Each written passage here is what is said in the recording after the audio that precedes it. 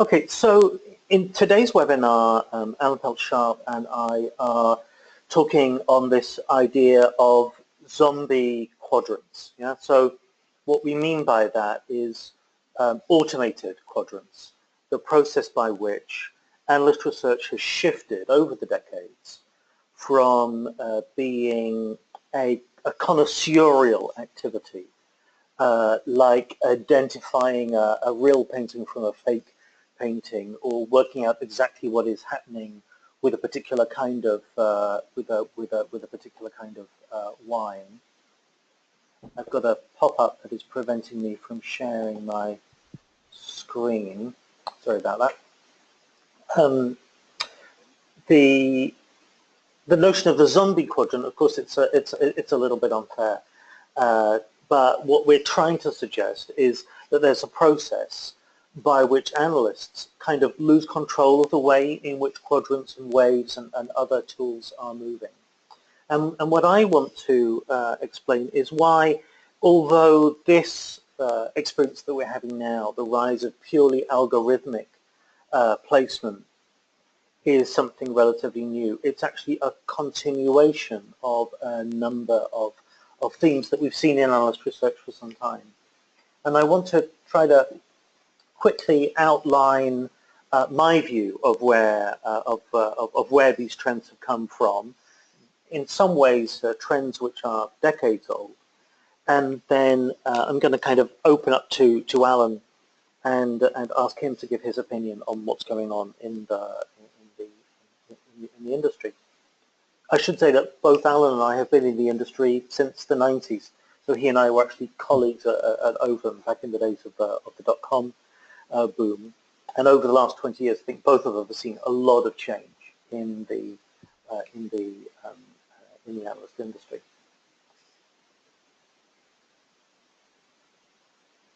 I'm Duncan Chapple, by the way, if you haven't guessed.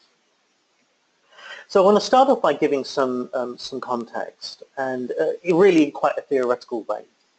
But firstly, I think one of the important things about quadrants and devices and so on is that they're ways of taking local knowledge and trying to universalize them. And that in itself is very problematic because knowledge is profoundly local. What we know about good software products, what we know about firms that are able to help us, what we know about technology strategies, is that all of these things are terribly specific to concrete realities, and they can't be easily made universal. But then we also know that documents, things like Magic Quadrants and checklists and a whole series of ways of presenting information, they let people sign up for things, yeah? They're reusable, they provide documents that allow us, sorry, I just need to move this little box that I've got for GoToMeeting out of the way of the text. These devices allow us to kind of sign up for things. They turn arguments into things that are kind of geared around concrete devices.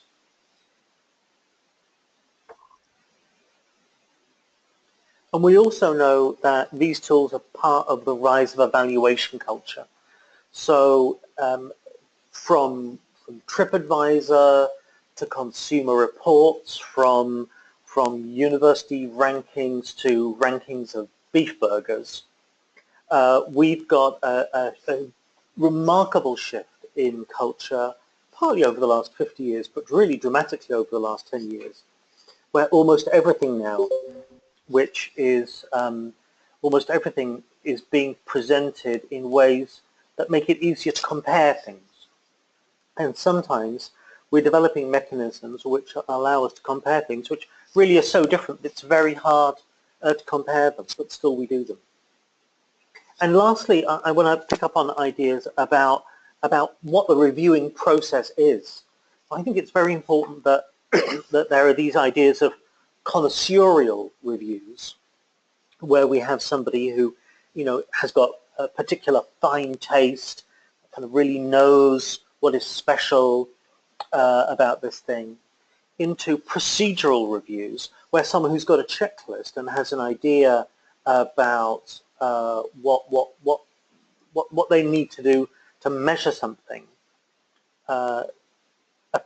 it gives them a procedure that allows them to do some tests and produce things that look like facts, but actually they might not need to know a lot about what the thing itself is that they are measuring. And I want to focus my opening comments a little bit on the example of the Magic Quadrant, because the Magic Quadrant is something that really started off as an afterthought. It's quite almost as an in-joke, actually. And then it turned into the most influential business research in the world. So Magic Quadrant started really as a way of social learning in Gartner. There were research meetings that happened every week. People would come along and they would talk about their research. And in order to help you as a specialist in one technology or one solution, explain to other people who didn't have your knowledge what was going on, Gartner tried to develop various pictorial ways of showing market trends, and in particular comparing the players inside these markets. And one figure of speech that mattered a lot in Gartner was the notion of stalking horses. These are the sorts of like deer-shaped stands that you would put in the middle of a field to create the illusion that other animals think it's safe to stand in the middle of this field, and then that draws out animals for you to use for your hunting. In the same way, Gartner used these diagrams to kind of draw its idea of the world and to build up a hypothesis that people could interrogate. And that produced a whole series of problems, and the way in which those problems unrolled themselves have brought us to this point that we're in now, this very special juncture in the analyst community, where we're starting to see the disappearance of expert judgment in the placement of firms in these in quadrants and waves and market devices like that. So in 1987, when the Magic Quadrant started, it was a very cheeky and cheery way of describing the world. So if you've come in on the web client, you'll see a diagram, the official Gartner Group stalking horse, which is from a memorandum that Gideon Gartner shared with the research staff 30 years ago, goodness me, just talking about how important it is to use these sorts of devices to explain, to compare, to show different market components, even if it wasn't completely accurate. You couldn't take these things too seriously. And you can see from the text here, I don't have to read it out, you can see here that what they're trying to look for is some graphic way of showing ideas, but something that provokes discussion, not something that pretends to be correct or accurate or foolproof. But then, less than 10 years later, the Magic Quadrant turned into something which is basically very much like the Magic Quadrant we know today. The language is there, maybe the size of the dots has changed. You can see from the way in which the lines join inaccurately that this is probably made with Letraset, made by hand in some old-fashioned technology. But suddenly the Magic Quadrant turned from being something you just couldn't take very seriously and something that was produced for internal discussion into being something that was taken very, very seriously, even though still it was produced by humans just kind of pinning a tail on a donkey. So that's the process that I think the Magic Quadrant has gone through. And before I hand over to Alan, what I think I want to talk about is this process of moving from a connoisseurial to a procedural process. And what we've seen over the decades has been the Magic Quadrant firstly turning from something which only an expert could have produced to something like this in the 1990s, where actually maybe somebody who doesn't really know a lot about a particular market can ask the vendors, can have a checklist, can add up the scores, and then can plot dots onto diagrams without necessarily needing a lot of domain knowledge. And now we're seeing the situation where, although Magic Quadrants have certainly transformed because they're so dependent on data supplied by vendors, now we're seeing yet another sea change where we're getting further and further away from expert judgment, that not only are these Magic Quadrants more dependent now on information from vendors than they were on information from knowledge from experts, from analysts as experts, but now in building in end user reviews, indeed often the reviews of those users who are prepared to receive a financial incentive for sharing their opinion, so maybe that's not a representative sample, now we're getting further and further away from the idea of these market devices showing expert judgment, and instead it's a statistical process where obviously there's some judgment involved in constructing them, but we're getting further and further away from this connoisseurial notion of what's going on. So that's kind of my opening idea of what I think is going on, and I wanted to provide some kind of language and some historical context to kind of tempt the conversation out a little bit. I'm going to hand over to Alan with more or less quite an open question. What do you think about all of that? But also, I mean, more specifically, you know, when you look at this shift towards more kind of automated research, which is based more on end-user reviews than on analysts posing difficult questions to vendors, what does that change for the usability and for the significance of analyst research, in your opinion? A very big open question. I'll hand it over to you. Enormous question. I know. Yeah, I'll interrupt you when I can. I will try and keep it short and sweet, but yeah, you're right. It's an enormous shift, and in particular, the shift to the more sort of TripAdvisor model, where you're bringing in the opinions of buyers and end users of technology. I think it's riddled with problems. I mean, at the same time, I understand why people do it and why they would want to do it, and I think it certainly has a place. So I don't want to sort of slap it down and say this is a bad thing, because I don't think it is, but it's finding its place that's the challenge here. I mean, the motivation for analyst firms to do this, you know, are many, but I mean, you know, a couple of the less well publicized but very real reasons are, one, and I think you alluded to it, you can hire cheaper analysts, you know, straight out of college to do a lot of the back work here. So, you know, there's certainly a cost factor in there. There's also the fact that if the so-called facts that are being presented don't come from your analysts, it's more defensible. And if, you know, Gartner obviously over the years, and it's going to happen because it's the gorilla in the room, and it's whatever that analogy is. I think I just killed that analogy, but you know, they are the big player here, and so people occasionally sue them. I mean, most famously ZL Technologies and NetScout, and you know, because they're very upset as to where they were placed on the Magic Quadrant, and the argument was this is not open, it's not, it's biased, it's whatever they're complaining about. So, you know, you're in a position where you can say, ah, well, I didn't say that, your customers said that. And so, you know, and that cuts both ways. There's also a challenge here in its use more broadly. When we talk about technology, we talk about, you know, enterprise technology at least. It's not one thing, of course, it's many things, and you have, you know, boxes and hardware and infrastructure, which arguably, you know, is more fact analysis. You know, does it really run at the speed it claims? Does it really have the uptime it claims? And then you have business applications, which are so much more subjective. You know, you can certainly rate the user experience, I guess, but after that, just about every implementation of a business application is different. It's configured to the needs of that particular client. So it's difficult to know what you're comparing. Is it really an apples to apples comparison?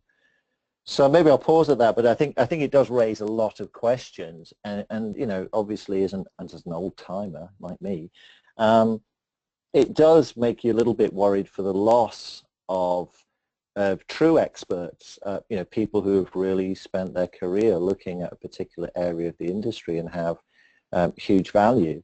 I don't know that we've really lost them, though. I think they're still there. But the algorithm-driven analysis, I think, certainly asks some questions. But I think just to bring it back a little bit, it's always been a problem. Certainly a lot of these kind of charts, not just the quadrant, they are compiled by sending out a spreadsheet to a vendor to check the boxes and essentially score themselves. In fairness, most vendors are pretty honest, but it does depend who's filling it in and what their definition of a fact is. One vendor will say, no, we don't do that, and another one will sort of take a little bit more slack and say, we probably could, and they'll check the box. I had a conversation just 3 or 4 weeks ago, I think, with a vendor who was furious about their placement on one of these charts, and whether they're right or wrong, the perception this particular vendor, and it's a well-known solid vendor, has is that they filled in their spreadsheet honestly and their competitor didn't. Now, I don't know whether that's true, but there is that looseness to how they're compiled. So even the old way of compiling and pulling the data together was far more subjective than maybe people thought. So some really strong points there. I think just to pick up on the first one, that it's cheaper and easier to do that. I think this absolutely fits in with certainly with Gartner's story, that not only today is there growing pressure on analysts at Gartner. Gartner's revenues continue to grow, but the number of analysts doesn't grow. The number of analysts is something like a steady state. We have more or less the same number of analysts at Gartner now as we had when Gartner had half the revenue. So you think of what that means for the way in which the pace of work has changed at Gartner and the way in which people have to hit the ground running. One of the things about using peer insights data to give a kind of opening hypothesis is that it means that eventually it's going to become the default Magic Quadrant is you look at where the reviews put the dots, and that must be where the firms are. And eventually you can see that analysts are going to get into rows with their research directors, and research directors will go into rows with their vice presidents about why they think their judgment is better than the people who are on the phone. But of course there will be so many dangers in that, and I think obviously one of the things that you and I have got in common is that although we're both the people who spent a lot of time in the United States, and you are an American now, but still coming from Europe, I'm sure that many more people who are taking part in these surveys are in North America than are not, even though most of the world IT market is outside North America. And so I wonder what that means for international vendors or for vendors who've got solutions where, maybe their ability to support more complex internationally distributed instances might be troublesome. I think this point about it being cheaper, though. Well, in fact, you had something to say, so jump in. Yeah.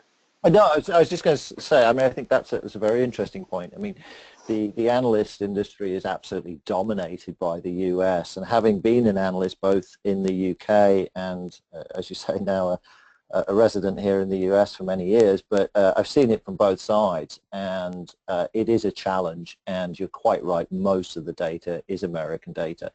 And the complexities of dealing with the EU, where you have not just different languages, but different cultures and different expectations, is something that's really thinly covered, shall we say, in analyst research. And I can't see that this will help much. I think it could actually just cement that bias even further. There's a potential for that, certainly. I think the other thing that flows from there is that because it's cheaper, it's so much easier for these things to proliferate. Yeah. So there's an academic, I think she's called Elizabeth Pontiquez, at the Booth School of Business at the University of Chicago, who has led a team of people analyzing Magic Quadrants over the last, I don't know, like 15 years, something like that. They've gone through this business of sitting down and getting images of Magic Quadrants and then plotting them and quantifying them and seeing how firms have moved and what happens to Magic Quadrants. And they've got really, really interesting findings, but actually one of the most dull ones was the most surprising, which is that most Magic Quadrants are never repeated. Yeah. You know, vendors put all this effort into preparing for the next Magic Quadrant, but actually the definitions of Magic Quadrants change so quickly that new Magic Quadrants appear and disappear all the time. And one of the things that this more kind of procedural and then eventually automated technique means is that new Magic Quadrants can just appear and disappear even without a human noticing it. And that's the case with some of, obviously, one of the things that we're all very aware of now are firms like IT Central Station and G2 Crowd and so on that are almost exclusively basing their insight on consumer reviews. And with some of these sites, right, but the case. Sorry, yeah. Well, no, it's. I think this goes to one of the central challenges with these things is that, you know, it's going to sound a bit pretentious, but you know, if we take something like CRM, I mean, you could name any sort of area really, certainly in the software world. But if we take, say, CRM, in many regards, CRM is a construct of the analysts. You know, there's hardly two places that use, say, Salesforce, for example, that do it the same way. And so the criteria they build for a quadrant or a wave sort of assumes to people or suggests to people that this is how it's done. The real world really isn't like that. If I take the world I know very well, which is sort of enterprise content management and business process management, I mean, at the end of the day, you're talking about how does a company manage and process its information. No two companies do it alike, and yet they're selecting products from the same Magic Quadrant. So the issue here is that we have our leaders who are essentially winners, but certainly, you know, one thing I learned thoroughly whilst I was at Real Story Group, where we were working exclusively for buyers, was that actually there's many winners. They're just playing in different games, but you wouldn't know that by looking at one of these. And if this is how you start your project, if this is how you start your selection procedure, you may end up with 5 vendors on a shortlist where, frankly, only 2 of them can even do what you want it to do. And I think that's always been a problem. How do you literally pull these things together in a way that makes sense for buyers? And I don't think they always do that. And so you're right, they're constantly changing, constantly moving, and that makes their value weaker, in my opinion. But the point I'm trying to make badly is that the quadrant or the wave or whatever chart, that structure is not built by end users. It's not built by how people are really doing things out in the real world. It's built by the company, and then the vendors will try and check those boxes. It becomes a vicious circle. And Suzanne makes the point that the amalgam of products in the Magic Quadrant is sometimes random, or you know, it seems to be, and that's certainly the case. You know, looking at the way, for example, that various social media tools have been either presented as being the same thing, or maybe the same product appears in different Magic Quadrants when Magic Quadrants divide, even though they may not have the functionality. I also see that there's sorry, yeah. No, just to pick up on Suzanne's point, I mean, there's great examples of that. If we take the Oracle application server, or we take Microsoft SharePoint, you know, they appear in so many different charts because, yeah, I mean, theoretically, you could do whatever that Magic Quadrant or that wave suggested you could do. Had those products come from anybody that wasn't as big as an Oracle or Microsoft, I doubt seriously they would ever have got onto these charts. And that's not to suggest there's anything nefarious going on, but, you know, do I check those boxes? Yeah, sure. And by the way, I'm also selling a ton of it, and I've got a big sales force, so of course I'm going to get on the chart. Are they actually a good fit for people? No. was that product even designed to do that job? In some cases, no. And what do you think that these more automated charts will mean for the tensions that we're seeing when IT is being bought between people who are on the IT side and people who are in the business? I think one of the senses that I sometimes get is that line of business managers are much more concerned about strategic differentiation than they used to be. You know, they're trying to understand the customer experience and try to find a way to innovate or to personalize, to produce a different value curve and to produce a different experience for customers.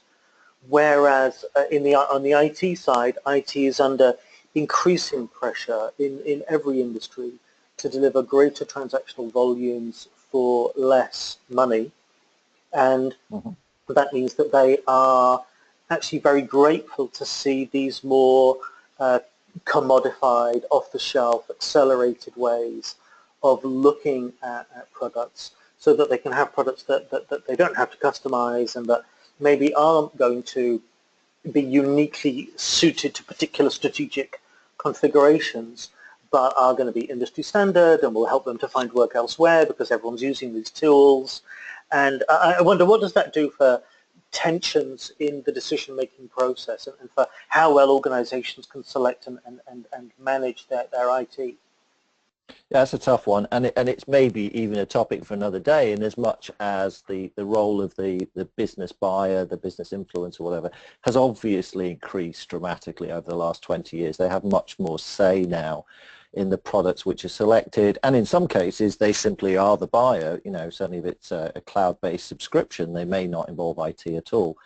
But what IT will tell you is that is causing a terrible mess.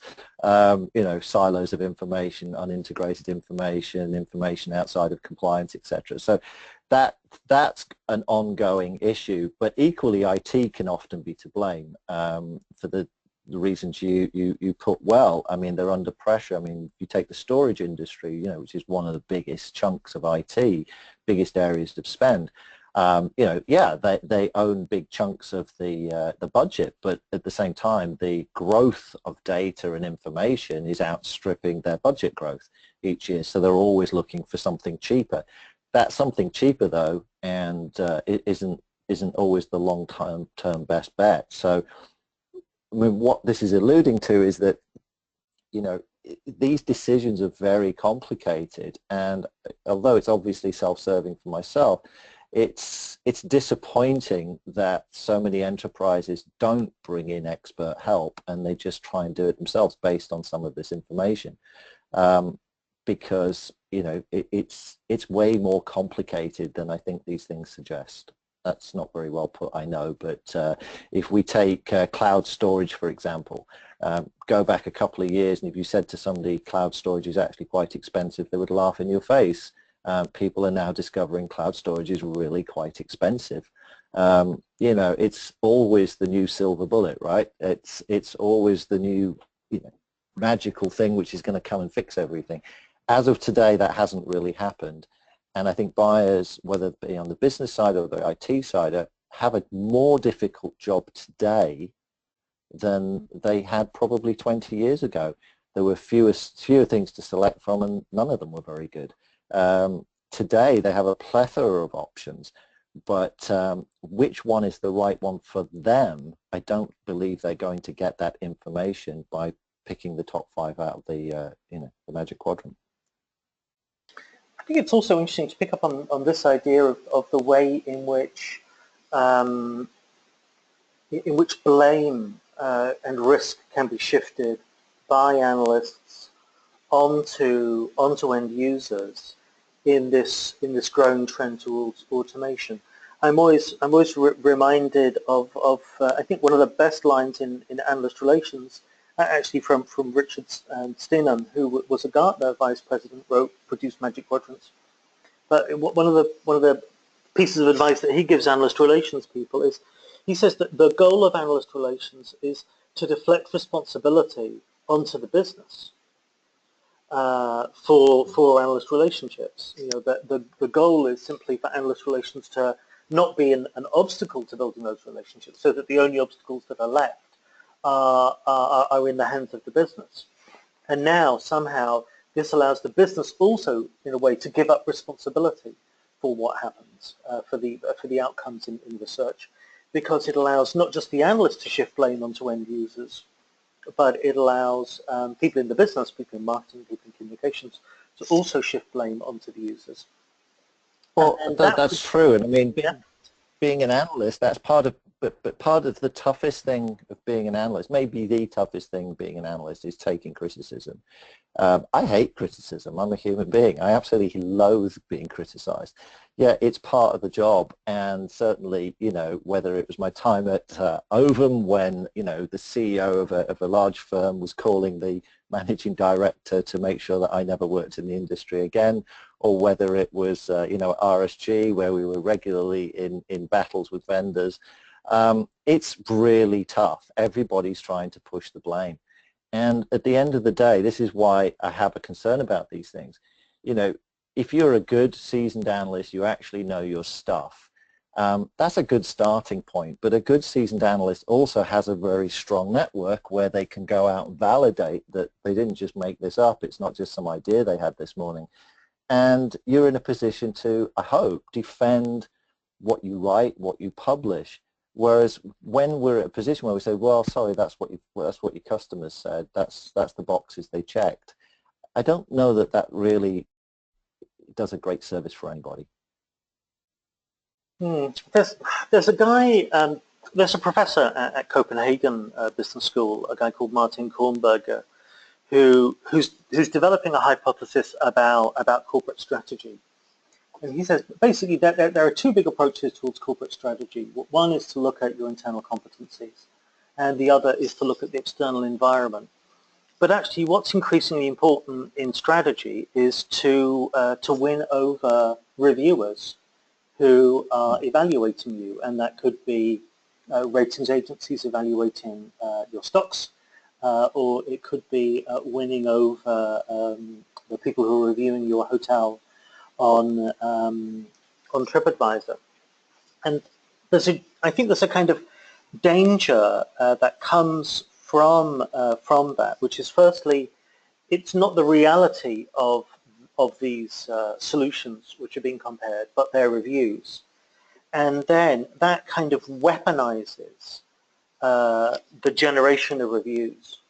So if you look at, there's a lot of beautiful research looking at what happens to reviews on TripAdvisor, and actually that the way in which businesses manipulate their reviews on TripAdvisor is actually not by getting people to leave great reviews for their own hotel, but you kind of get a halo of bad scores for the hotels around those institutions which are trying to manipulate TripAdvisor. And TripAdvisor is trying to develop technologies that allows them to see where you get these kind of donuts of bad reviews around one firm, around one provider, where the reviews are what you would otherwise expect. I wonder if we're going to see, new kinds of marketing expertise in not just generating positive reviews, but more likely in kind of amplifying negative reviews of competitors. Oh, but I think that already happens to some extent. I mean, the example of the software firm I was giving you earlier on, who were furious about their position on a chart. Now, I honestly, I couldn't tell you whether they're correct or not. I don't know. They were just venting to me. But I do know for sure that I know for a fact that they have tried very heavily to, shall we say, inform that team of analysts at that company about how it couldn't possibly be correct that this rival was here, and this is why, and this is why, and this is why. And I'll tell you now, they had some success in doing that.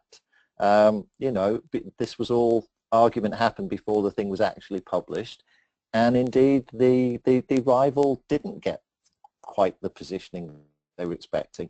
So, I mean, I think it already goes on, and you hear this a lot with vendors who, I mean, if you're an industry analyst and you take lots of briefings, which I have over the years, hundreds and hundreds of them, Yeah, the worst thing, but it's the most common thing, is whereas a vendor starts off telling you how crap their competitors are. And I don't like that, and I tell people, well, that's fine, that's very interesting. Why don't you tell me how good you are and how you're good? But the fact is, it's successful. That does work, and they've been doing that for a long time. Don't look at my flaws, go and look at theirs, and I'll point them out for you in detail. Absolutely. Alan, we've got a question from another Alan, Alan at Freshdesk, who asks, where do mid-market buyers go for advice? So, Gartner and Forrester are very strong in the enterprise. G2 Crowd seems a bit more SMB. Do you see things kind of changing in the mid-market? Do you think this kind of automated research is going to have more take-up or less take-up in the mid-market? I think it'll have more take-up in the mid-market, and I think that's actually a super interesting question because, the reality is, analyst firms are businesses, right? They're not charities, they're not non-profits. And so by default, they do lean towards the enterprises. They do lean towards the multi-million-dollar software deals, and they'll continue to do so. I don't think there's any doubt about that. So we'll see more of that. But actually, there's a lot more analyst firms out there than the big three. And when you look at who's out there, a lot of them actually specialize in the mid-market, partly because they don't stand a chance against Gartner head-to-head in an enterprise. So they will focus on an industry-specific area like insurance or healthcare and a subsector within that. So if you really dig, you can very often find a specialist analyst firm or small team of analysts who know your world, your mid-market world, your specific sector of that mid-market world, and can give good advice. But yes, as soon as you go to the top of the food chain, it is always going to be heavily enterprise, being true enterprise focused. And I suppose that kind of leads me to another point from Suzanne, that in some of the Magic Quadrants, you can prioritize the metrics. So that gives you a degree of personalization if you can change the weightings, for example, on the different criteria. But actually, I mean, how far does that meet the needs of differently sized companies or firms that are in different market sectors? Yeah, it does help. No two ways about it, because whether they're marketed as such or not, at the end of the day, these are shortlisting tools. I mean, that's how they're used. And shortlisting tools where you can sort of factor in your own criteria, configure it to some way, it definitely helps.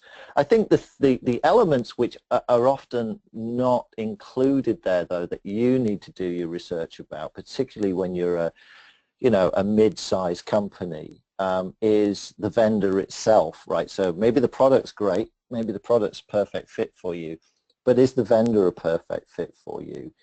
And again, I've got to reflect back on my time at RSG, because I didn't know this before I learned this, is that a big vendor like an IBM, I mean, realistically may not even return your call if you're a certain size. But similarly, and I think this is the key point, a small product at a big vendor has probably a fairly limited life cycle. If it's not bringing in the big bucks, there's a damn good chance it's going to be sunset or merged or just closed down. Whereas a smaller vendor, maybe let's say $25 million a year vendor, $10 million a year, and it's profitable and they're driving BMWs and they sell into your area, you know what? They're going to love you for years to come. So it's about finding the right fit of vendor and product. And, these tools are today where you can configure them. I definitely think that's a step forward. But the element which I believe is typically missing is also, the vendor themselves, because in most situations, you're going to be working with them, their culture, their people. And there are definitely times when the second or third best technology fit is actually the best fit for you, because you can really work with them because they understand your business, they've got good people in your area, or this is all they do and they're committed to it and they bring real expertise. That's something which I don't feel really gets picked up in these things. And I think it's one of the things about, I think it's one of the essential problems of reviews in a way, is that reviews tell you about what happened in the past, but expert guidance can give you a bit more of an idea about what's going to happen in the future. I mean, actually, a classic example of that is when products get acquired. I mean, I had a client that had an amazing solution, like a really, really, really super cool solution. I mean, it's one of the, I don't know, definitely in the top 5 technologies, the top 5% of the technologies that I've worked on with clients that I was super enthusiastic about. And they were delighted when they got bought by IBM because they made a pile of money and, everybody lived happily ever after. But actually wrapped up inside IBM, that solution had almost no dedicated sales force. It was useful for IBM because IBM was able to do much more with that technology for much bigger clients, and it was able to solve clients' problems. They used it as lubricant for their biggest for the clients who had the biggest problem in that area. But actually, the whole organization massively decelerated, even though it was a technology that still had a lot of potential in application areas, even in other markets and other segments. Well, that's common. That's really common. I mean, in the good old boring document management sector, there was 25 mergers and acquisitions in the last quarter. And yeah, I mean, that's where you truly do need some expert advice, because when a company is acquired, sometimes, to be frank, it's the best thing that ever happened to them. Suddenly they've got the money and the R&D and the enthusiasm to really, fulfill their potential. In other cases, it's the death of them. And I don't know how you're going to know that without talking to somebody who deeply understands that industry and the players in it and the way that they approach M&A. Oracle approaches M&A a certain way. IBM does it very differently. A conglomerate, well, not conglomerate, but a sort of a company like OpenText, which has bought, I can't remember, it's over 100 companies now. They again have a different way. That's where you need expert advice, and yeah, that's not going to be picked up algorithmically in any way, shape or form. I think the other thing about expertise is the way in which the expertise involved in placing firms on the quadrant has been moving for a long time. I mean, again, Suzanne makes the point, many quadrants are only as good as the analyst relations person who's filling out the spreadsheets and the questionnaires. Yeah. So there are some. So in some cases, there are companies that are in the top right just because they employ people who are experts at keeping their company up in the top right. And I'm sure that it's also going to be the case that there'll be lots of organizations that will find it cheaper to focus on review generation than to actually improve their products. So, what does that? So I suppose 2 things actually. What does that mean for the credibility that these tools will happen?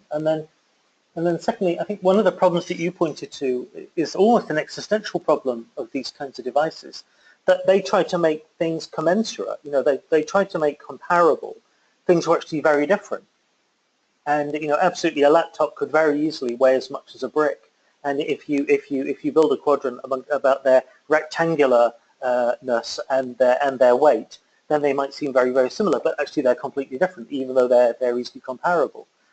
Does this produce some existential crisis in the value that analysts are producing for businesses? Is it a dead end?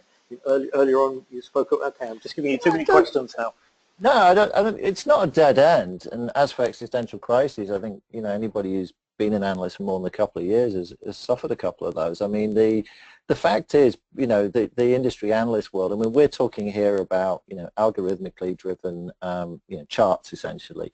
But, an industry analyst is, somebody once described it to me as the purple squirrel. There is no perfect analyst. I mean, some people are good at market sizing. Some people are good at helping people go to market strategy. Some analysts are really good with helping you with your procurement, your selection process. Some people are just really good at spotting trends. A good analyst firm has that in balance, and they know their strengths and weaknesses. The challenge here is that, at the end of the day, Gartner in particular, and I guess to a degree Forrester and IDC as well, their brands are so solid. I mean, you know, people are going to buy them, people are going to read it, people are going to use these. I don't think that's in question. And I think they do have value, just to be clear. I know I've sort of been bad-mouthing them, but I think they do have value. I mean, if I was starting a major project today, I would want to get hold of all of these and look at them because they all have nuggets of value in there. The concern is that you go back to a time which I'd like to think we're not in it anymore, but it still does happen, where it was very common to just simply pull a shortlist together by the top 4 or 5 in the top right of the Magic Quadrant. That was a terrible thing. That was not good for people. And I really hope we don't sort of do a full circle and end up back with that, ending up with shortlists that are not good shortlists. They're poor shortlists, and you're going to end up with the only one probably on your shortlist that can actually do what you wanted it to do, rather than actually having a true best fit. So one of the questions that I had, that I wrote down for myself before the call, was, where are the experts today? Because it used, and in a way, maybe one of the answers is that the experts are now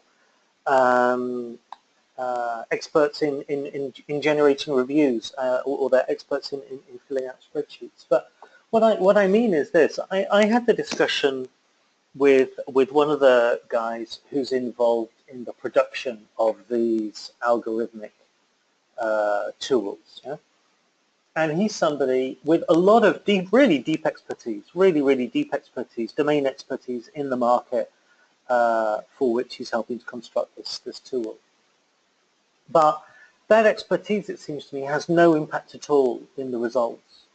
What he's involved in doing is basically making sure that the mean of the x-axis and the mean of the y-axis both appear in the middle of the chart, and that the 2 data series are rebased, so they're normally distributed, so that then the dots are nicely spread out and, you know, form a good pattern.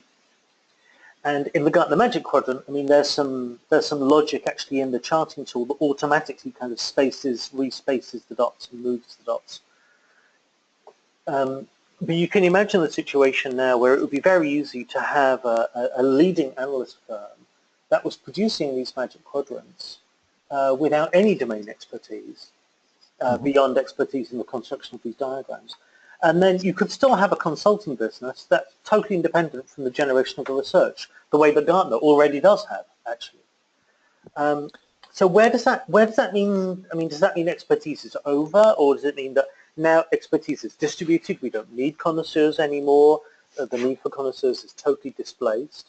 Or are these experts going to end up, you know, like you know, building niche businesses and connecting directly with connoisseurial buyers? I mean, do you get a kind of double fragmentation in the market? You get connoisseurial advisors with connoisseurial buyers of technology, and then you get, you know, mass market, reproducible, commodity IT being bought by people who are using commodity IT research to compare it.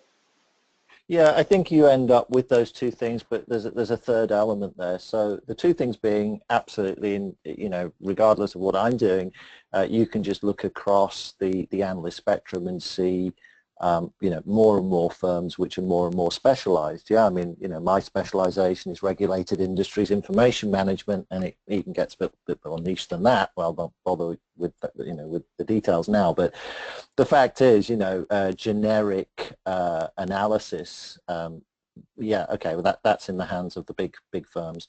There are more and more niche firms that have true expertise, and there's a market there for that. I think, though, truthfully, where there has been a big shift, certainly, you know, in the 20 years I've been around in this industry, is the role of systems integrators and management consultancies. So the Deloitte, the Accentures, the Wipros, the Infosys, you know, Capgemini, whoever. The truth is, people who probably would have been expert analysts years ago are now at those firms, and they stay at those firms, and the firms actually nurture them. They're far better at not just going in and trying to sell something and actually bringing in true domain expertise, and not just domain expertise, but broad technology expertise. By default, there's always going to be a bias there. If I've trained up 500 people on a certain Oracle product set, guess what? That's the one I'm likely to sell you. But the true experts, I mean, certainly in my research, I love talking to the practice leads at the various consultancies. I mean, they are the true experts, and I think they're becoming recognized as such and utilized much more than they used to be. As for traditional industry analysts, yeah, more and more niche, for sure. And at that high end, which is, realistically, 4 or 5 players, they're the ones who are going to be doing more of this, data-driven, customer review, algorithm-driven research, which is poles apart, really. So, Alan, I'm slowly turning into that man in the dangerous spot between you and your lunch. But I've got two last questions that have come in from attendees, and I wonder if I might invite you to try to answer both of them, maybe in just 2 or 3 minutes each. So Tony makes the point, one of the interesting things that he's found is that vendors complain about how fresh analyst evaluations are, but the rating-oriented measures, of course, they also get old, on products that OTEC's acquired or something like that. Often you might have ratings about a pre-M&A firm, and then, but then the post-M&A, the post-M&A reality is very different. What does that mean for the power of these automated tools? It's definitely one of the challenges of the tools, because on the one hand, how do you sell them? You say, hey, I've got 19,000 reviewers, I've got 100,000, whatever, or this product has been reviewed by 200 people. I mean, that's part of your go-to-market, is the volume. And yet the truth is, certain products can move from version 4.1 to 4.2, and they're radically different products in that, there was some real problems in 4.1 and they fixed them in 4.2. Is that reflected in their overall score? So I think that is actually a real challenge. The freshness of and that's hard. I mean, for an analyst, that is really hard. Can you really be on top of every version of every product? That's a tough one, but I don't think it's made any easier, with these newer tools. Our last question is from Alan, who says, and I don't even know if anyone can answer this question actually, but maybe it's too early, but what are the new analyst relations skills that you need to deal with peer insights and software advice in G2 Crowd? Because right now, driving reviews is handled by the marketing team, and actually if you think about it, very often marketing will even outsource that, because the production of reviews and of references and of case studies is such a niche thing that often has been quite marginal to the concerns of IT teams, because it is of IT marketing teams, because it's such a kind of routine, tactical activity. Can analyst relations get in on that? How should analyst relations get in on that? What's your feeling about that? Well, I think it's interesting, because I think it's something you particularly championed some years ago, Duncan, was about influencer relationships. And I think, that's the big challenge personally, I believe, for analyst relations, is to accept in some cases that for their business, the most important influencer is Gartner or Forrester, maybe, if they do digital marketing or something. Understand who your real influencers are before you start throwing all your efforts behind it. And I say that because the question about the mid-market's come up a couple of times here. And I know so many vendors and buyers in the mid-market who, the reality is those big analyst firms aren't influential for them. They don't influence deals. They don't bring in leads. I'm not saying I know how they do, but I think it's sometimes just accepting that your specific needs are a little bit different. So the long-winded answer to that one is it will get outsourced. I mean, it's just paper pushing at the end of the day. And a really smart intern can probably generate a lot of good reviews. The question is how influential are those reviews on your business? And I say that because one thing I don't see analyst relations people doing very much, nor sales or marketing for that matter, is really asking buyers, so how did you come to the decision to buy and invest in our technology? There's a lot of assumptions made. And often the route that they're taking and the people who influence the deal are not the people you think they are. So I think, for me, the skill I'd love to see more analyst relations people embrace is talking with that sales and marketing feedback loop and finding out, how do people actually come to a buying decision? Who influenced it? What products? What did they read? That information may be there within your firm, but most AR people don't, in my experience at least, they're quite distant from it. So does that answer the question, or does that ask new questions, or does that just avoid the issue altogether? I'm not sure. Well, I think it absolutely points the way forward, and I think it accurately shows the challenges and the ambiguity that I think we're experiencing. Certainly, Alan says that it was a good answer from his perspective. So I want to wrap up the call just with two invitations. One is, if you want to find out more about Alan Pelz-Sharpe and about his business, please visit deep-analysis.net. It's his new site. I'm sure he would love to get feedback on what's good about it and how he might be able to improve it. Also, if you've got colleagues who would be interested in getting invitations to these webinars in the future, please sign up for our Influencer Relations newsletter. You can do that at signup.influencerrelations.com. I've been Duncan Chapple. Alan, thank you so much for taking part in our discussion today. We'll look forward to speaking to you in the future. Thank you very much. Thank you. Bye.